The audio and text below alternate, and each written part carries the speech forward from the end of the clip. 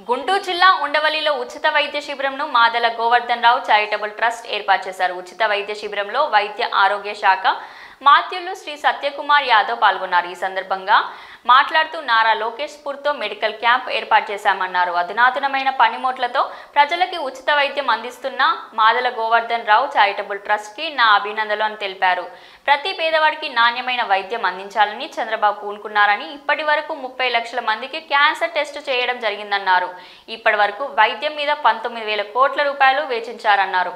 శిబిరాలు నిర్వహించుకోవాల్సిన అవసరం ఏమొచ్చింది? ఎందుకంటే ప్రజల్లో ఇవాళ ప్రభుత్వం తరపున ఉంటున్న ఆసుపత్రులు కానీ వైద్య సహాయం కానీ తగినంత అందుబాటులో ప్రజలకు లేదు. నిరంతరం ప్రజలతో సంబంధించిన విషయం ఏదైనా ఉందంటే ఆరోగ్యం.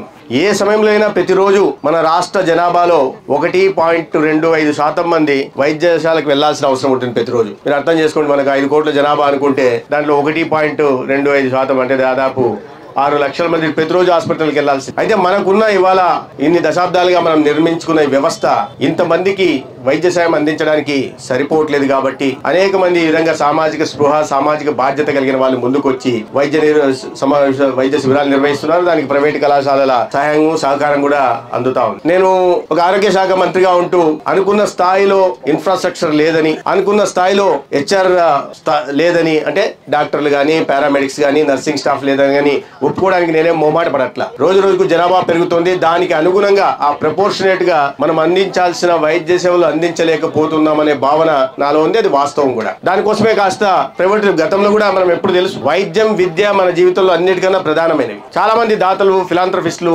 ముందుకొచ్చి గతంలో మీరు ఎక్కడన్నా స్కూల్లో చూస్తే ఫలానా దాత స్థలం ఇచ్చాడనో, ఫలానా దాత కట్టించాడనో, ఫలానా దాత ఈ ఆసుపత్రి నిర్మాణానికి భవనం కోసం నిధులు ఇచ్చాడనో చూస్తుంటాం. ఎందుకంటే ప్రభుత్వం ఒకటే పూనుకుంటే సరిపోదు. సమాజంలో కాస్త ఇతర ప్రజల పట్ల సామాజిక బాధ్యత కలిగిన వాళ్ళు కూడా ముందుకు వస్తేనే ఇవాళ ఇంత పెద్ద ఎత్తున పెరిగిన జనాభాకి మనం సరైన విద్య, వైద్యం అందించగలం. ఆ దిశగా ఇవాళ ఈ ప్రభుత్వం, కొత్తగా వచ్చిన ప్రభుత్వం ప్రయత్నాలు మొదలుపెట్టింది. ఇప్పటికీ వచ్చినప్పటి నుంచి 15 క్రిటికల్ కేర్ బ్లాకుల్ని మంజూరు చేయడం. ప్రధానంగా ఆరోగ్యం మీద దృష్టి పెట్టి రాష్ట్ర ముఖ్యమంత్రి గారు చంద్రబాబు నాయుడు గారు పదే సమీక్షలు నిర్వహిస్తూ ప్రతి ఒక్కరికి ఒక నాణ్యమైన అఫోర్డబుల్ వైద్య సేవలు అందాలని వారు కోరడం జరిగింది, ఆదేశించడం జరిగింది. దానికి అనుగుణంగానే మనం వచ్చినప్పటి నుంచి మొదటగా ఏదైనా రోగం బారిన పడిన తర్వాత వాళ్ళకి వైద్య సహాయం అందించడం కాకుండా ప్రివెంటివ్ మెజర్స్ తీసుకునే దిశగా ఇవాళ ప్రయత్నాలు మొదలు పెట్టాం.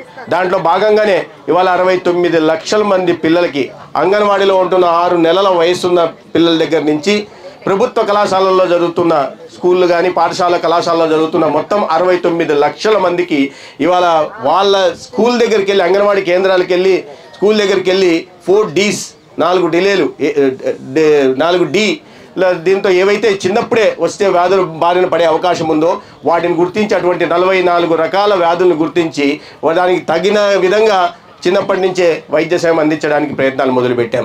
రాష్ట్రీయ బాల సురక్ష భాగంలో కేంద్ర ప్రభుత్వం సహకారం అందిస్తోంది. దాంట్లో 69 లక్షల మందికి. దీంట్లో ప్రధానంగా లోకేష్ గారి గురించి చెప్పాలి. ఎందుకంటే ప్రభుత్వ పాఠశాలల్లో చదువుతున్న ప్రతి ఒక్కరికి ముందుగానే ఏ రోగం బారిన పడే అవకాశం ఉందో గుర్తించాలని వారు కోరడం జరిగింది. దానికి అనుగుణంగానే ఇటీవల మీరు చూశారు, పేరెంట్ టీచర్ మీటింగ్ సందర్భంగా అందరికీ హెల్త్ కార్డులు కూడా ఇవ్వడం మొదలుపెట్టాం. హెల్త్ రికార్డ్స్ అంటే చిన్నప్పటి నుంచే హెల్త్ రికార్డ్ మెయింటైన్ చేయడం, ఫలానా ఈ ఈ అబ్బాయి ఈ ఫలానా బారిన పడే అవకాశం ఉంది కాబట్టి వాటిని ముందుగానే ప్రాథమిక దశలోనే గుర్తించి దానికి అనుగుణంగా వాళ్ళకి చికిత్స అందించడం ద్వారా రాబోయే రోజుల్లో వారు ఆరోగ్యవంతంగా ఉండేలాగా ప్రయత్నాలు మొదలుపెట్టి. రెండోది ప్రధానంగా మనం మొదలుపెట్టింది గొప్పగా చెప్పుకోవాల్సిన విషయం ఏంటంటే, మొట్టమొదటి రాష్ట్రం మనం దేశంలోనే ఆంధ్రప్రదేశ్. ఈ రాష్ట్రంలో ఉంటున్న 4 కోట్ల మందికి క్యాన్సర్ స్క్రీనింగ్ పరీక్షలు మొదలుపెట్టి